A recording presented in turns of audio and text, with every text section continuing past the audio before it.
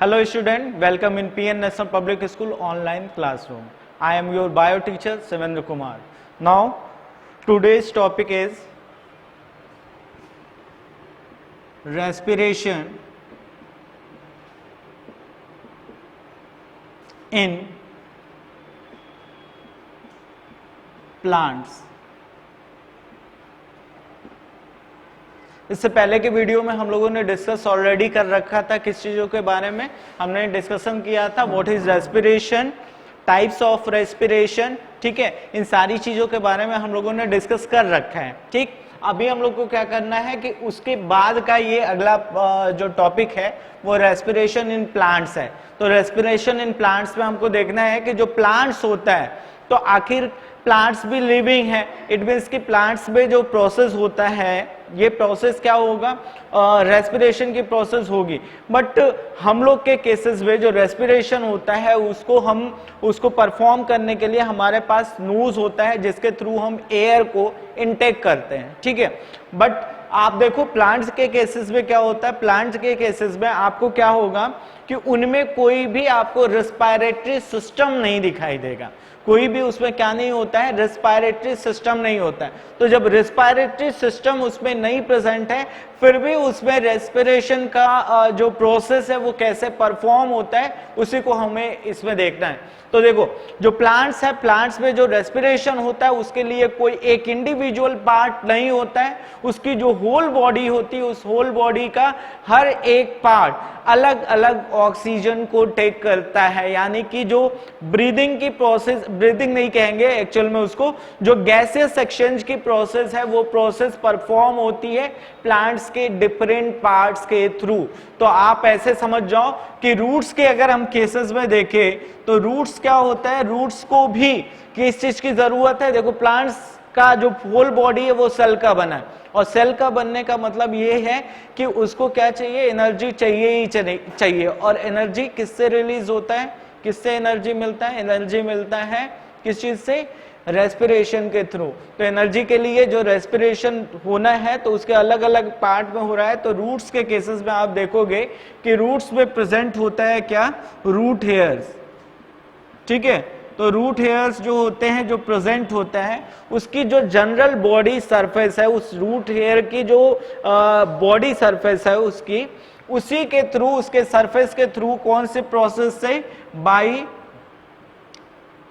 Diffusion, ठीक है। तो यहां पे क्या होगा, डिफ्यूजन का प्रोसेस होता है, बाय डिफ्यूजन उसमें क्या हो जाएगा, उसमें गैसियस एक्सचेंज आपको दिखाई देता है। किसके थ्रू दिखाई दे रहा है, डिफ्यूजन के प्रोसेस के थ्रू, ठीक है। और ये जो डिफ्यूज कर रहा है जो पार्ट, कहां से, वो एक्चुअल में तो रूट कहां पे होता है, रूट होता है सॉइल के अंदर। और आप देखो एयर से हम लेते हैं तो सॉइल में उसको मिलता कैसे है, वो जो एयर है वो कैसे मिलता है। तो आपको मैं बता दूं कि जो सॉइल के पार्टिकल्स होते हैं, इन पार्टिकल्स के बीच में क्या होता है, स्पेस होता है। और इन पार्टिकल के बीच का स्पेस ऑक्युपाई किसके थ्रू कर लिया जाता है, एयर के थ्रू। तो एयर क्या करता है, वो स्पेस को कवर अप कर लेता है। अब जो रूट हेयर होता है, वो रूट हेयर, सपोज देन कि ये एक प्लांट है और ये है उसका रूट हेयर, वहां पे इंटर किया, ठीक है। तो ये रूट हेयर जो इंटर किया है, यहां पे जो प्रेजेंट एयर है वो एयर डिफ्यूज हो जाता है और डिफ्यूज होके कहां पहुंच जाता है, वो डिफ्यूज होके पहुंचता है रूट हेयर के पास। और रूट हेयर के पास ऐसे करके रूट को क्या मिलना शुरू हो जाता है, एयर मिलना शुरू हो जाता है। यानी कि ऑक्सीजन का डिफ्यूजन वहां पे प्रॉपर तरीके से हो जाता है और जिससे उसकी जो नीड है, रूट्स की जो नीड है वो कंप्लीट हो जाती है। अब देखो कभी कभी होता क्या है, ये होता है कि आपने देखा होगा कि अगर आपने एक्सेस में, जैसे आप प्लांट का प्लांटेशन करते हो तो किसी पॉट में प्लांट को आप लगाते हो तो आपने देखा होगा नीचे उसमें होल किया जाता है। पॉट में क्या करते हैं, नीचे होल करते हैं। और वो होल क्यों करते हैं कि अगर आप इरिगेशन करते हो, उसमें वाटरिंग करते हो, वाटर डालते हो, तो इस केस में क्या होता है कि जब आपने उसमें वाटर डाला तो वो वाटर क्या करेगा, वो वाटर जितनी नीड होती है वो सॉइल क्या करता है, उसको एब्जॉर्ब कर लेता है। और उसी सॉइल से कौन एब्जॉर्ब करना शुरू करता है, रूट, ठीक है। अब ध्यान से समझिएगा, अब क्या है, जो एक्सेस में वाटर है वो वाटर क्या होता है कि उसी होल के थ्रू बाहर निकल जाता है, उस होल के थ्रू कहाँ निकल गया, वो बाहर निकल गया। बट यहाँ पे क्या होता है कि अगर आपने जिस प्लांट का प्लांटेशन आपने किया है, जिस स्पॉट में किया है, उस स्पॉट में अगर कोई होल नहीं है तो इस कंडीशन में, और आप एक्सेस में वाटर डालते जा रहे हो, तो इस कंडीशन में क्या होगा, जब आप वाटर डालते हो तो आपने देखा होगा उसमें एयर बबल का फॉर्मेशन होता है। और ये एयर बबल का जो फॉर्मेशन होता है वो क्यों होता है वो आप समझ जाओ। इसलिए होता है क्योंकि जो सॉइल पार्टिकल्स के बीच का जो स्पेस है उसमें एयर प्रेजेंट होता है, और जब उस वाटर को आप डालते हो तो वाटर क्या करता है, डाउनवर्ड जाता है और एयर को रिप्लेस कर देता है, और रिप्लेस करके एयर क्या होता है, ऊपर की तरफ आता है, जिसके वजह से एयर बबल बनते हैं। तो कंटिन्यूअस क्या हो, अगर कंटिन्यूअस वहां पे वाटर लॉगिंग रहे तो इस कंडीशन में रूट को क्या नहीं मिल पाता है, रूट को ऑक्सीजन की डिफिशियंसी हो जाती है, और उस ऑक्सीजन की डिफिशियंसी के वजह से वो एरोबिक रेस्पिरेशन ना करके कौन सा रेस्पिरेशन करने लगता है, वो एनारोबिक रेस्पिरेशन करने लगता है। और एनारोबिक जब रेस्पिरेशन करता है तो इस कंडीशन में समझ जाइए कि उसमें अल्कोहल का फॉर्मेशन होने लगता है, जिसके वजह से कि रूट्स जो होती है ना, वो रूट्स की डेथ हो जाती है और वो प्लांट टोटल का टोटल सूख जाता है, खराब हो जाता है। समझ गए? तो ये तो मैंने आपको बता दिया रूट्स के थ्रू। अब एक अगला आता है, जैसे इसके डिफरेंट पार्ट्स अलग अलग वर्क कर रहे हैं, ऐसे ही उसका पार्ट आता है सूटी का जो मेन पार्ट है वो समझिए स्टेम। अब मैं आपको बता दूं कि स्टेम के कंडीशंस में होता क्या है।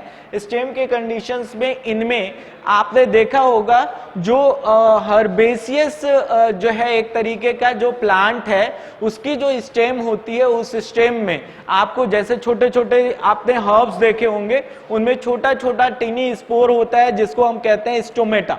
तो वो हेर्बेसियस प्लांट्स में तो आपको दिखेगा, बट आपने देखा होगा जो प्लांट्स काफी बड़े हो जाते हैं उन प्लांट्स के केसेस में होता क्या है कि उनके ऊपर बार्क का फॉर्मेशन हो जाता है। ठीक है, जब उनकी सेकेंडरी ग्रोथ होती है तो उनके ऊपर क्या होता है, बार्क का फॉर्मेशन हो जाता है, और इस बार्क के फॉर्मेशन में एक स्पेशल टाइप का जो बार्क है जो चारों तरफ उसके फॉर्म हो रहा है, वहां पे कुछ लूज अरेंजमेंट होता है, ऐसा लूज अरेंजमेंट, और बीच में वो जो गैप होती है, जो लूज टिश्यू का अरेंजमेंट होता है, इसी के लिए टर्म यहां पे यूज करते हैं लेंटिसेल्स। ठीक है, ये जो लेंटिसेल्स है ये स्पेशल स्ट्रक्चर होता है जिसके थ्रू किसमें रेस्पिरेशन की प्रोसेस होती है, रेस्पिरेशन की प्रोसेस होती है स्टेम के केसेस में। बट आप ये समझ के फिर से समझ जाओ कि हर्बेशियस प्लांट जो होते हैं, जो हर्ब्स होते हैं, छोटे होते हैं, टोटल प्लांट का जो सूटी पार्ट होता है वो ग्रीनिश होता है, उसमें क्या होगा, उसमें स्टोमेटा प्रेजेंट होता है, जिसके थ्रू क्या होता है वहां पे फॉर्म जो है वो गैसेस एक्सचेंज होता है due to the process of diffusion, तो वहां होता है। बट जो स्टेम जो होते हैं जो वुडी हो जाते हैं, ठीक है, उस कंडीशन में क्या होता है, उस कंडीशन में ये लेंटिसेल्स जो होते हैं वो प्रेजेंट होंगे, जिसके थ्रू क्या होता है, जो एयर है ये एयर डिफ्यूज करता है, उसकी एंट्री कहां हो जाती है, प्लांट्स के अंदर, जिससे कि जो नीड होती है स्टेम की, वो स्टेम की नीड भी कंप्लीट हो जाती है। तो यहां पे आपको स्टेम की नीड भी कंप्लीट होते हुए पता चल गई। अब अगला एक और पार्ट होता है जो उसमें बहुत ढेर सारा होता है, और वो होता है उसका स्ट्रक्चर, वो है लीव्स। ठीक है, तो जो लीव्स होती हैं, लीव्स में मैं आपको बता दूं, लीव्स जो प्रेजेंट है, इस लीव का क्या है कि उस लीव के जो सरफेस है, ठीक है, अपर और लोअर जो सरफेस है उसका, उसमें क्या होता है, टीनी पोर्स प्रेजेंट होते हैं, और ये जो टीनी पोर्स जो उसके सरफेस पर प्रेजेंट है, यही टीनी पोर्स क्या कहलाते हैं, वो कहलाते हैं स्टोमेटा। क्या कहलाते हैं वो, स्टोमेटा। ठीक है, इस स्टोमेटा के थ्रू, ये टीनी पोर के थ्रू ही क्या होता है, उनमें गैसेस एक्सचेंज होता है, यानी कि कार्बन डाइऑक्साइड को इनटेक किया जाता है, सही है ना, और ऑक्सीजन को आउट करते हैं उससे। तो सही है रेस्पिरेशन के लिए, सोच लीजिएगा। अब समझ जाइए, मैक्सिमम लोग इसमें कंफ्यूज हो जाते हैं, आप समझिएगा इसको। जब भी किसी से पूछा जाता है, जनरली लोग कंफ्यूज ये हो जाते हैं कि जब हम पूछते हैं कि ये बताओ कि जब रेस्पिरेशन हम लोग करते हैं, ठीक है, या एनिमल रेस्पायर करता है, तो उस कंडीशन में हम क्या टेक करते हैं, हम टेक करते हैं क्या चीज, हम टेक करते हैं ऑक्सीजन को, और क्या चीज को पास आउट करके निकालते हैं, वो होता है कार्बन डाइऑक्साइड। लेकिन अगर वही चीज आपसे पूछ ली जाती है कि ये बताओ कि जब प्लांट्स रेस्पायर करता है तो वो क्या टेक करता है, तो मैक्सिमम लोगों का आंसर जो होता है वो ये होता है कि वो कार्बन डाइऑक्साइड टेक करता है और ऑक्सीजन को जो है वो रिलीज करता है। तो ये जो आपके दिमाग में अगर हो, ठीक है, तो उस चीज को एकदम क्लियर कर लो कि उसमें बाद में कोई कंफ्यूजन ना हो। तो मैं आपको बता दूं कि इस कंडीशन में होता क्या है कि वो जो प्रोसेस आप पढ़ते हो ना, वो प्रोसेस असल में रेस्पिरेशन है ही नहीं। वो जो प्रोसेस है वो प्रोसेस है फोटोसिंथेसिस का, ठीक है। ये जो फोटोसिंथेसिस है उसके थ्रू वो कॉन्सेप्ट आता है। लेकिन अगर बात करेंगे हम रेस्पिरेशन की, तो एनिमल्स की बात करें या प्लांट्स की बात करें, इन दोनों ही केसेस में हमेशा ही टेक क्या किया जाता है, टेक किया जाता है ऑक्सीजन को, और रिलीज आउट किसको करते हैं, रिलीज करते हैं कार्बन डाइऑक्साइड को। तो यहां पे ये आप एकदम क्लियर कर लीजिएगा कि किसको टेक करते हैं, कौन से गैस को, और किसको रिलीज करते हैं, ठीक है। तो यहाँ पे आपका ये पूरा का पूरा इसके बारे में हो गया, किसके बारे में, प्लांट्स के बारे में। अब देखो प्लांट्स में ये तो आपको क्लियर हो गया होगा कि जनरली जो लोग कहते हैं कि रात के टाइम में जो है वो, नाइट के टाइम में प्लांट्स के नीचे नहीं सोना चाहिए। पता है ना क्यों नहीं सोना चाहिए, इसलिए क्योंकि अगर हम देखें तो जब डे टाइम में क्या होता है, फोटोसिंथेसिस भी होता है, रेस्पिरेशन भी होता है। तो अब दोनों हो रहा है, इट मींस कि प्लांट जो है वो ऑक्सीजन को रिलीज करता रहता है, ठीक है, और कार्बन डाइऑक्साइड को टेक करता रहता है। दोनों प्रोसेस हो रहा है, लेकिन रिलीज करने वाला, जो ऑक्सीजन रिलीज करने वाला प्रोसेस है वो फास्ट होता है, तो वहां पे आपको मिलता है। नाइट के टाइम में फोटोसिंथेसिस का जो प्रोसेस होना है ये स्टॉप हो जाता है। अब क्या होता है भाई, केवल रेस्पिरेशन का प्रोसेस होता है, और आपको पता होना चाहिए रेस्पिरेशन की प्रोसेस में प्लांट भी कौन सा गैस रिलीज करेगा, कार्बन डाइऑक्साइड रिलीज करेगा। क्या टेक करेगा, टेक करेगा ऑक्सीजन। इसलिए जब आप उसके नीचे सोते हो, उसके पास एकदम जाके सोते हो, तो एक तरीके के तुम भी उस चीजों के लिए, उस मटेरियल के लिए, आप भी उसके लिए कंपटीटर बन जाते हो, ठीक है। तो यहाँ पे इसको समझ गए होगे, मुझे लगता है रेस्पिरेशन इन प्लांट्स आपको क्लियर हो गया होगा। अब अगला जो हम लोग को पढ़ना है वो है रेस्पिरेशन इन एनिमल्स, ठीक है। तो इसमें मैं बता देता हूं कि रेस्पिरेशन इन एनिमल्स में क्या चीजें हैं। अब देखो ज्यादा एनर्जी मैं भी वेस्ट नहीं कर रहा हूं, इसलिए यहां से बस एक को हटाया और यहां पे इंक्लूड कर दिया, ठीक है। क्या इंक्लूड कर दिया, एनिमल्स, ठीक, एनिमल्स इंक्लूड कर दिया। अब हम लोगों को किस पे डिस्कशन करना है, रेस्पिरेशन इन एनिमल्स। अब देखो रेस्पिरेशन इन एनिमल्स की अगर हम बात करें तो एनिमल्स की डिफरेंट वैरायटीज होती है, और वो वैरायटीज कौन कौन सी होती हैं, वो वैरायटीज होती हैं, कुछ एनिमल जो होंगे वो सिंगल सेल्ड होंगे, यानी कि उसकी जो बॉडी का फॉर्मेशन है एक सिंगल बॉडी से ही उसकी होल बॉडी का फॉर्मेशन हो जाता है, ठीक है, यानी कि यूनिसेलुलर ऑर्गेनिज्म। और आप जानते हो कि जो आपका प्रोटोजोन्स जितना है, जो प्रोटोजोआ है फाइला, वो फाइलम में आप क्या पढ़ते हो, सारे के सारे यूनिसेलुलर ऑर्गेनिज्म को पढ़ते हो। अगर एग्जाम्पल के तौर पे उनकी बात करें तो आपको पता होना चाहिए यूग्लिना, अमीबा, पैरामीशियम, ठीक है, ये सब के सब किस में कंसिडर होते हैं, ये सब के सब हैं प्रोटोजोन्स, ठीक। तो अब वन बाय वन अगर एनिमल्स की बात करें तो एक तो एनिमल्स की ग्रुपिंग ये हो गई, दूसरी एनिमल्स की जो ग्रुपिंग होती है वो आप समझ जाइए, वो होते हैं मल्टी सेलुलर। इट मींस कि their body is made up by more than one cell, ठीक है, एक से ज्यादा सेल से अगर उसकी होल बॉडी का फॉर्मेशन हुआ है तो वो क्या कहलाएंगे, मल्टी सेलुलर ऑर्गेनिज्म। तो मल्टी सेलुलर ऑर्गेनिज्म में भी क्या होगा, रेस्पिरेशन का प्रोसेस परफॉर्म होगा। तो दोनों में परफॉर्म होता है, तो 1 बाई 1 आप समझते जाइए कि कैसे परफॉर्म होता है। तो अगर हम बात करें ये जो स्ट्रक्चर है जो आप देख रहे हो, ये एक्चुअल में क्या है, अमीबा। ठीक, अब ये समझो, ये इसका ये शेप सही है कि नहीं है? सही है ना? देखो तुम शेप अगर ऐसे भी बना दिए होते तब भी सही होता, इसलिए क्योंकि इसका जो शेप है, ठीक है, ये शेप क्या नहीं होता है, वो एक डेफिनेट शेप नहीं होता है, क्योंकि इसका जो ये आउटर मेम्ब्रेन होता है ना, वो मेम्ब्रेन कैसा होता है, वो ऐसा समझो, वो फ्लेक्सिबल है एक तरीके से, क्योंकि सेल वॉल तो प्रेजेंट होता नहीं है एनिमल सेल में।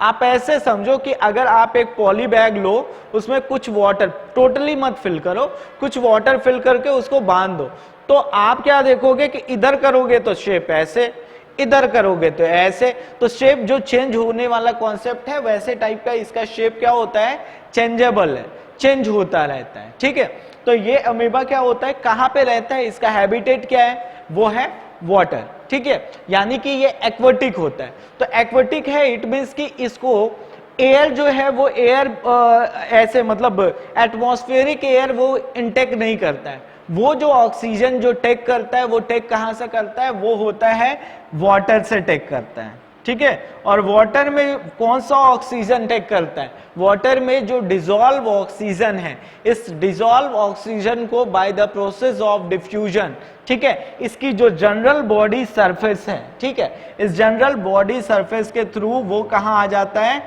ऑक्सीजन की एंट्री कहां हो जाती है, सेल के अंदर। ठीक है, और जो यहाँ पे कार्बन डाइऑक्साइड का जो फॉर्मेशन होता है, वो भी जनरल बॉडी सरफेस से ही जो है वो उसको रिलीज कर दिया जाता है।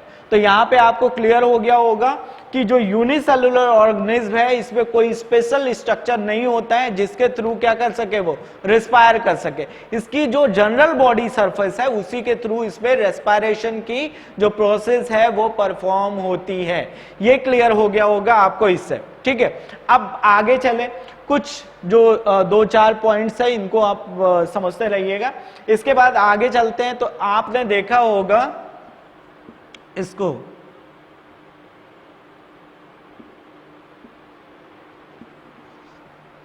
अर्थवॉर्म्स।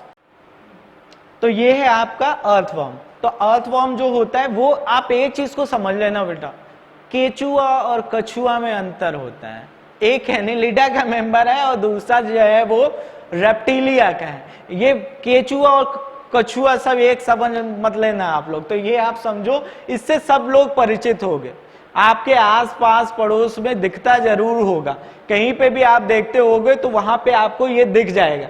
सिलेंड्रिकल इसका ट्यूब लाइक जो है वो बॉडी स्ट्रक्चर होता है, और इसके लिए एक लाइन फेमस है, ट्यूब विद इन ट्यूब।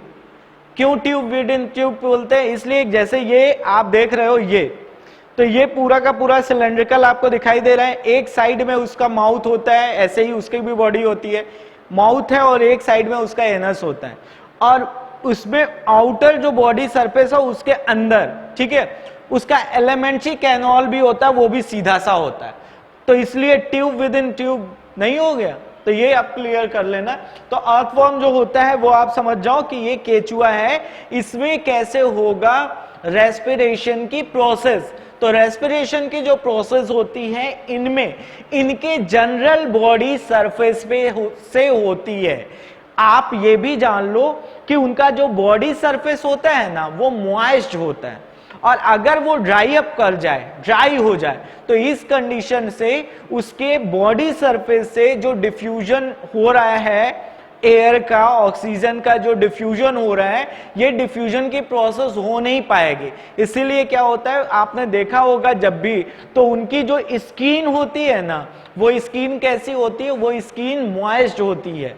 ठीक है, और उसके वजह से वो उस सिचुएशन को डेवलप करता है कि इजिली उसमें क्या हो सके, ऑक्सीजन यानी कि गैसेस एक्सचेंज हो सके। तो ये क्या होता है, अर्थवॉर्म के केस में उनकी जो जनरल बॉडी सरफेस है, थ्रू स्किन जो वो क्या करेंगे, थ्रू स्किन ही वो रिस्पायर करते हैं। उसकी स्किन के थ्रू रेस्पिरेशन का प्रोसेस होता है। तो ये आपको इतना क्लियर हो गया होगा। अब देखो इसके बाद आगे चलते हैं और भी चीजें देखते हैं। आपने देखा होगा इंसेक्ट को, ठीक है, तो इंसेक्ट के केसेस में क्या होता है, उनमें भी आपको कई तरीके के जो है वो प्रोसेसेस दिखेंगे जिनके थ्रू वो क्या करते हैं, रेस्पायर करते हैं। तो इंसेक्ट के केसेस में आप जब देखोगे, ठीक है, तो इंसेक्ट के केसेस में होता क्या है कि इनमें एक जो है वो टिनी पोर्स होते हैं। जैसे प्लांट में हम लोगों ने पढ़ा था स्टोमेटा, ऐसे ही इनमें भी जो है वो टिनी पोर्स होते हैं और इसको कहते हैं स्पार्कल्स। ठीक है, स्पार्कल्स जो होते हैं वो टीनी पोर स्ट्रक्चर्स होती हैं। ठीक है, ऐसे छोटे छोटे से स्ट्रक्चर होंगे। ठीक, इनके थ्रू इनकी बॉडी के अंदर इंटर करता है क्या, इंटर करता है एयर, ऑक्सीजन इंटर करता है। अब समझिएगा, जब वो इंटर करता है इनके बॉडी के अंदर तो फिर इनका जो है वो ये प्रोसेस परफॉर्म होता है। इनमें स्पेशल टाइप के जो है वो स्ट्रक्चर्स प्रेजेंट होते हैं। इनमें क्या होता है, इनमें बुक लंग्स हो सकते हैं, बुक लंग्स के थ्रू हो सकता है, लंग्स के थ्रू हो सकता है, इनमें ट्रैकिया के थ्रू हो सकता है। ठीक है, तो इनके थ्रू इनमें क्या होता है, रेस्पिरेशन की प्रोसेस होती है इंसेक्ट के केसेस में। तो ये क्या हो गया, हम लोगों ने इतना इसको पढ़ लिया। अब एक स्पेशल और भी आप देखते हो स्ट्रक्चर्स जो आते हैं, जैसे आपको मैं बता दूं फिश के बारे में, तो फिश जो है ना, फिश में भी क्या होगा, फिश में भी रेस्पिरेशन की प्रोसेस होगी।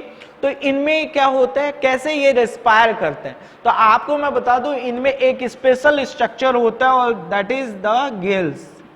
वो कौन सा है, वो गिल्स है। ठीक है, गिल्स के थ्रू क्या होता है, रेस्पिरेशन की प्रोसेस होती है, किसमें, किसमें होती है, फिशेस के केस में। आपको मैं बताऊं कि आप अपने मम्मी पापा के साथ कभी फिश मार्केट गए होगे, कभी गए हो कि नहीं गए हो, गए हो तब भी ठीक है, नहीं गए हो तब भी ठीक है, लेकिन समझना तो सबसे इंपॉर्टेंट है।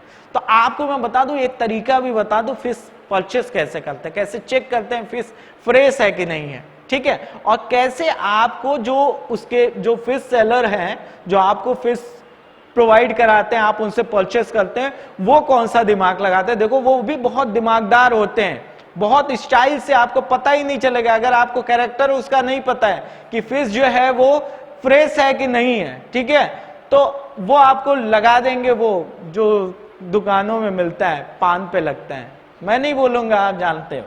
ठीक है, तो अब क्या होगा उसको मैं बता देता हूं कि होता क्या है कि आपने देखा होगा कि वो जब आप फिश मार्केट में जाते हो तो जनरली जब लोग जाते हैं ना, तो वो बार बार कहते हैं आइए आइए, ये तो बहुत ताजा है, देखिए देखिए। तो वो ऐसे करके उसके हेड के पास, ये जो साइड है, ठीक है, इसको अपर कुलम जो होता है, इसको ऐसे ओपन करते हैं। ओपन करने के बाद आपको यहां पे उनके माउथ के पास, ठीक है, हेड रीजन के पास, उनमें जो है वो एक ऐसा स्ट्रक्चर्स दिखाते हैं, ऐसे स्ट्रक्चर फॉर्म होते हैं उसमें। ठीक है, और यही स्ट्रक्चर रेड कलर के, पिंक कलर के जो ये स्ट्रक्चर दिखाई देते हैं, यही स्ट्रक्चर क्या है, उसका गिल्स होते हैं। ठीक है, तो ये गिल्स जो है वो प्रेजेंट होता है यहाँ पे। अब होता क्या है कि जितना फ्रेश जो होगा वो फिश होगी, उसका गिल्स उतना रेडिश होगा। ठीक है, और वो आपको दिखेगा हाँ फ्रेश है। तो रेडिश होना इंडिकेशन है कि क्वालिटी इसकी प्रॉपर है। तो अब मैं बता दे रहा हूं कि वो आपको कैसे बनाते हैं, और जानते हो क्या बनाते हैं। तो वो कैसे बनाएंगे, वो क्या करते हैं कि कलर या फिर जो ब्लड इनसे निकलता है, उस ब्लड को लेके इस पार्ट को कलर कर देते हैं। और जब वो कलर कर देते हैं तो वो भी कैसा आपको दिखना शुरू हो जाता है, रेडिश दिखना शुरू हो जाता है। और अगर वो रेडिश दिखेगा, इट मीन्स क्या हो गया, जब रेडिश दिखेगा तो आपको तो यही पता है कि वो रेडिश दिख रहा है, तो क्या होगा, वो सही है ना। तो आप ये जान लो कि अगर वो रेडिश देख के आपने देख लिया और उसने आपको दे दिया, तब आप सही से नहीं परचेस कर पाओगे। ठीक, तो गिल्स को कैसे आप समझ सकते हो, आप जब टच करोगे ना, अगर उसका कलर आपके हाथ में लग गया, इट मीन्स कि उसको एक्स्ट्रा कलर किया गया है। ठीक है, और अगर कलर हाथ में नहीं लगता, इट मीन्स कि वो वास्तव में फ्रेश है। जैसे हमारे स्किन का जो कलर है, ठीक है, अगर मैं एक्स्ट्रा कुछ लगा के आया होता, तो देख रहे हो कितना पसीना हो रहा है, तो अब तक ऐसे टच करता तो पता चलता आ गया होता सब हाथ पे, ठीक है। तो वहां पे ये जब टच करोगे और नेचुरली वो होगा, और वास्तव में जब फ्रेश होगा तो वो आपको सही दिखेगा। तो फिलहाल अभी मैं पढ़ा रहा हूं फिश मार्केट में, आपको मार्केटिंग नहीं करा रहा हूं, ठीक है। ये मैंने केवल आइडिया दिया है आपको। अब चलिए फिश मार्केट से आते हैं, अपने पढ़ाई पे फिर से कंटिन्यू हो जाते हैं। तो ये जो गिल्स है ना, इन्हीं गिल्स के थ्रू क्या होता है, रेस्पिरेशन के लिए ये स्पेशल ऑर्गन है जो कि फिशेस के केस में प्रेजेंट होता है, ठीक है। और ये भी जो ऑक्सीजन टेक करते हैं क्योंकि ये एक्वेटिक है, ठीक है। इट मींस कि जो डिसॉल्व ऑक्सीजन होगा, कहाँ का डिसॉल्व ऑक्सीजन, डिसॉल्व ऑक्सीजन जो होगा वाटर में, उसी डिसॉल्व ऑक्सीजन को ये क्या करते हैं, कंज्यूम करते हैं। क्लियर हो गया। तो ये मुझे लगता है ये प्रोसेस आपको पता चल गया होगा और समझ में ये आ गया होगा, ठीक है। तो अगर ये आपको समझ में आ गया तो अब एक अगला जो टॉपिक है उसमें हम क्या पढ़ेंगे भाई। अब सबको तो पढ़ लिया एनिमल्स में, अब टॉप एनिमल्स को पढ़ना बाकी है। पता है टॉप एनिमल्स है कौन, आप लोग। अब इससे देखो, मैं अपने को भी कह दे रहा हूं, मैं भी हूं, हम सब टॉप एनिमल्स हैं, ठीक है। क्योंकि एनिमल क्लासिफिकेशन में ही हम लोग एक दूसरे को पढ़ते हैं, ठीक है। तो यहां पे हम लोग को अगला जो पढ़ना है रेस्पिरेशन इन एनिमल में, अगला जो टॉपिक है वो है क्या, ह्यूमन, ठीक है। तो हम लोग अपने को कंसीडर करेंगे कि इसमें क्या होगा, किस थ्रू रेस्पिरेशन होता है। कई चीजें आपको पहले से ही ऑलरेडी पता है कि किस तरीके से क्या होता है, रेस्पिरेशन होता है ह्यूमंस में, ठीक है। तो ह्यूमंस में क्या होता है, रेस्पिरेटरी सिस्टम होता है। क्या होता है ह्यूमंस में, रेस्पिरेटरी सिस्टम प्रेजेंट होता है। किसमें, रेस्पिरेटरी सिस्टम इन ह्यूमन, ठीक है। तो रेस्पिरेटरी जो सिस्टम होता है ह्यूमंस में, वो समझ जाइए क्या है। अब देखो हम लोगों में कुछ चीजें तो ऐसे ही जनरली मैं आपको बता दे रहा हूं, फिर मैं आपको डायग्राम के थ्रू बताऊंगा। तो पहले जनरल चीजें जो समझ जाते हैं उसको लेके चलते हैं। अब देखो होता क्या है कि आप देख रहे हो कि हम लोग क्या करते हैं कि जो इनटेक करते हैं, क्या चीज, वो इनटेक करते हैं, जो एयर को जो इनटेक किया जा रहा है वो क्या, किसके थ्रू करते हैं, नोज के थ्रू, ठीक है। तो नोज हो गया आपका एंट्री पॉइंट, यहीं से एंट्री क्या करता है, एयर। अब यहां से इंटर करता है, तो इंटर करने के बाद अंदर की तरफ मूव करता है। तो ये जो कैविटी होती है उसको कहते हैं नेजल कैविटी। आप समझते रहना एकदम बढ़िया से। तो ये क्या है, आपका नोज है, और ये जो पार्ट होता है इसको नॉस्ट्रिल कहते हैं, जो ओपनिंग है, ठीक है। तो इस नॉस्ट्रिल से कहां पे पहुंचता है एयर, एयर पहुंचता है आपके किस पार्ट पे, किस पार्ट में पहुंचता है, वो पहुंचता है आपके नेजल कैविटी में। नेजल कैविटी के आगे अगर हम लोग बात करें, चलिए डायग्राम बनाते रहते हैं, आपको क्लियर होता भी रहेगा, ठीक है। डायग्राम भी साथ ही साथ बनाया जाए तो ज्यादा क्लियर होगा मुझे लगता है। ये जो पार्ट है ना, इसको आप समझो ये नोज है, ठीक। यहां पे ये जो आप देख रहे हो ये स्ट्रक्चर है नेजल कैविटी। ये क्या है, नेजल कैविटी। तो नेजल कैविटी हो गया। इसके आगे जब जाओगे, यहां पे देखो मैंने एक पार्ट नहीं बनाया है, किसका, मैं इस पार्ट को नहीं बना रहा हूं, ठीक है।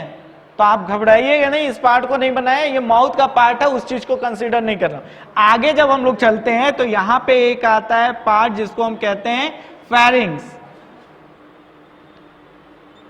कौन सा पार्ट है ये, फेरिंग्स है। तो फेरिंग्स का पार्ट हो गया। आगे जब चलेंगे तो एक स्ट्रक्चर आता है ये, ठीक है। ये स्ट्रक्चर क्या कहलाता है, ये कहलाता है लैरिंग्स, ठीक है। लैरिंग्स जो होता है एक्चुअल में वही वॉइस बॉक्स है, ठीक है। जो साउंड प्रोड्यूस करता है वो वॉइस बॉक्स यही है। तो ये आपका क्या हो गया, लैरिंग। आगे की तरफ ये चलता रहेगा, ठीक है। अभी मैं आपको बताता जाऊंगा इन सारी चीजों को, बहुत क्लियर कट आपको चीजें पता चल जाएंगे, तो कोई चीज आपको डाउट रहेगा ही नहीं।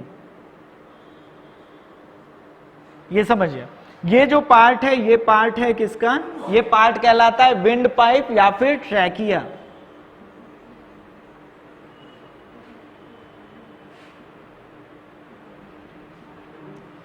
विंड पाइप या फिर क्या हो गया ट्रैकिया।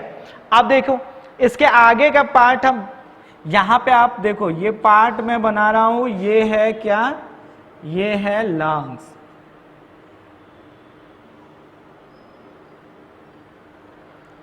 ठीक है, थोड़ा और बड़ा कर देता हूं कि क्लियर हो जाए आपको। ये है लंग्स। अब देखिए यहां पे अगर हम बात करें तो ये ऐसे पार्ट बनेगा।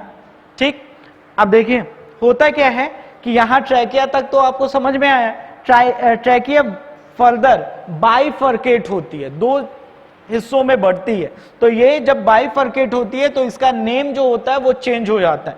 इसको क्या आप बोलेंगे, इस पार्ट को बोलते हैं ब्रोंकस। ठीक है, कौन सा पार्ट है ये, ब्रोंकस। अब ये जो ब्रोंकस है ना, ये ब्रोंकस फर्दर क्या होता है, डिवाइड होता है। ये जो ब्रोंकस पार्ट है ये फर्दर क्या होगा, डिवाइड होगा। और डिवाइड होने के बाद स्ट्रक्चर मैं बनाता जा रहा हूं, आप समझते जाइएगा। और दोनों साइड में मैं इसको बनाऊंगा नहीं, इसका रीजन है कि मैं फालतू में आपको जब एक चीज से समझ में आता है, ठीक है, तो एक्स्ट्रा वर्क नहीं करूंगा मैं, आप चीजें बस ऐसे ही समझते जाइए।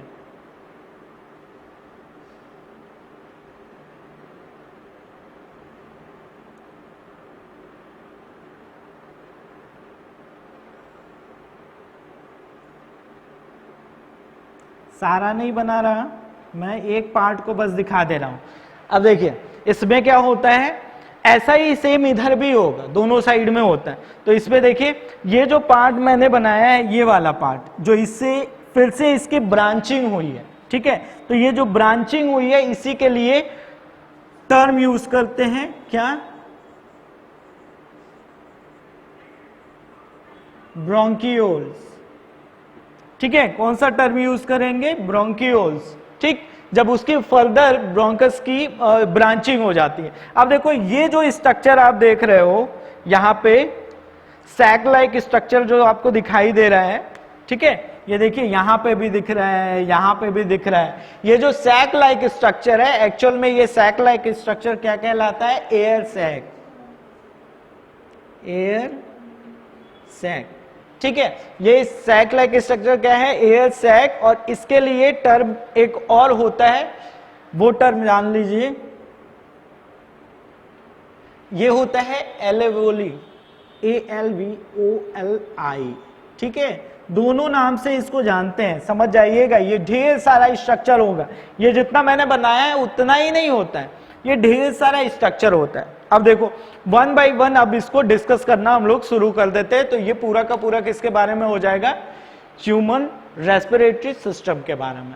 अब देखो यहां हुआ क्या कि आप ये जो स्ट्रक्चर देख रहे हो, तो इस स्ट्रक्चर में क्या क्या चीजें दिखाई दे रहा है कि एयर क्या होता है, एयर को इनटेक किया जाता है नोज के थ्रू।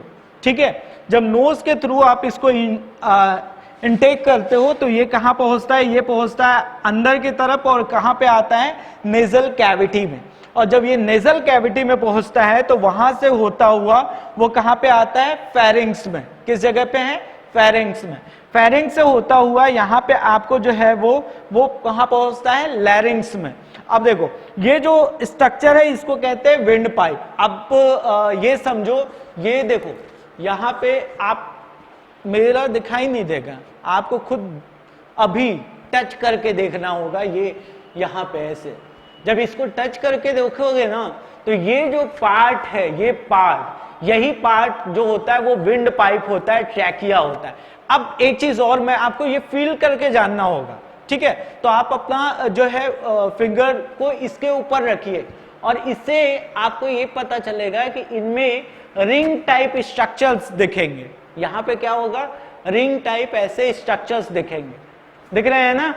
तो आप देखो एक्चुअल में दिखेगा नहीं, वो फील करना पड़ेगा। तो फील कर रहे हो आप, तो ये रिंग टाइप जो स्ट्रक्चर है ना, वो रिंग टाइप स्ट्रक्चर का वर्क क्या होता है वो मैं बता दूं। ये क्या करता है, एक तरीके से सपोज देन कि इसमें रिंग टाइप जो ये स्ट्रक्चर है, ये सी शेप्ड का ऐसा स्ट्रक्चर होता है। लेकिन अगर ये नहीं होता, ठीक है। तो अगर नहीं होता, क्या होता है कि जब आप अचानक से इनहेल करते क्या एयर, तो आप कैसा फील करते, इसको मुझे बताने के लिए इस समय, और मुझे भी याद आ रही है एक चीज की, और वो है कोल्ड ड्रिंक। तो कोल्ड ड्रिंक पीने के लिए आप स्ट्रॉ यूज करते हो, ऐसे लगाते हो और ऐसे सक करते हो। तो कुछ स्ट्रॉ जो आते हैं ना, वो बहुत एकदम पॉलीथीन जैसा उनका वो जो होता है वो स्ट्रक्चर होता है और बहुत लूज होते हैं, और एक तो जो फ्रूटी के साथ आता है वो टाइट होता है। तो लूज वाले की मैं बात कर रहा हूं। लूज वाला आप डालो और ऊपर की तरफ सक करो। जो ही आप सक करते हो अचानक से, तो वो क्या होता है, बीच में ऐसे चिपक जाता है। समझिए, जब बीच में ऐसे चिपक गया, ठीक, तो इस कंडीशन में क्या होगा, इस कंडीशन में प्रॉपर तरीके से आपको वो जो मटेरियल है वो आपको मिल नहीं पाता है।